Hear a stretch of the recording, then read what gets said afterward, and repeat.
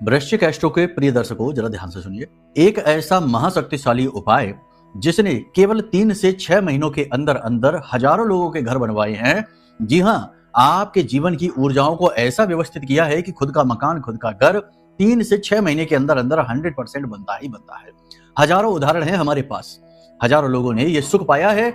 अब बारी है कि आप भी पाएं। जी हाँ, एक ऐसा महाशक्तिशाली उपाय आपको हम बताए देते हैं जो आपके जीवन के हर एक दुख को तो दूर करेगा ही करेगा, साथ ही साथ आपको खुद का मकान, खुद की प्रॉपर्टी का सुख भी ला कर देगा। ध्यान से सुन लीजिए। लेकिन उससे पहले आपको हम बता दें कि कुंडली को भी दिखवा लो, क्योंकि कुंडली में यदि शनि की स्थिति अच्छी नहीं है, शुक्र मंगल की स्थिति अच्छी नहीं है, तो लाख कोशिश कर लेना, मकान भी बन जाएगा लेकिन मन का चैन सुकून खराब हो जाएगा, जिंदगी भी नर्क जैसी महसूस होने लगेगी। तो कहने का मतलब यह है कि कुंडली का आकलन कराने से न केवल शनि बल्कि अन्य सभी ग्रहों की भी ऊर्जाएं व्यवस्थित होती हैं और नए मार्ग खुलते हैं।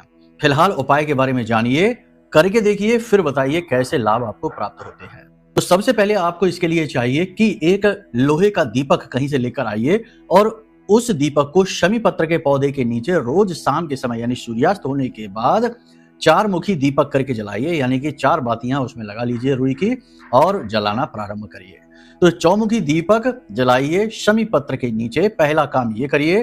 दूसरा कि पुरखे पूर्वजों की जमीन से मिट्टी थोड़ी सी लीजिए और नजदीक के मंदिर में जाकर जो हवन वेदी होती है उसमें अंदर की ओर उस मिट्टी का गाय का गोबर मिलाने के बाद लेपन कर दीजिए। दूसरा कार्य ये हो गया। तीसरा कार्य ये हो गया कि पुरखे पूर्वजों की ही मिट्टी लेकर आइए साफ स्वच्छ और उससे घर का एक मिट्टी का खिलौना बना लीजिए और उस खिलौने को अपने पूजा घर में रख लीजिए और रोज उस खिलौने के अंदर मिट्टी का दीपक जलाइए सरसों के तेल के साथ। प्रतिदिन आपको ये क्रिया करनी है और रोज इस क्रिया को करना प्रारंभ कर दीजिए। हवन वेदी में मिट्टी तो एक ही बार लगानी है, बाकी दीपक जलाने की क्रिया आप रोज करिए। करके देखिए, फिर बताइए कैसे लाभ आपको प्राप्त हुए। मकान बना कि नहीं बना? 100% बनेगा, हमें पूर्ण विश्वास है। प्रेम से बोलिए जय माई की, जय मां बगलामुखी।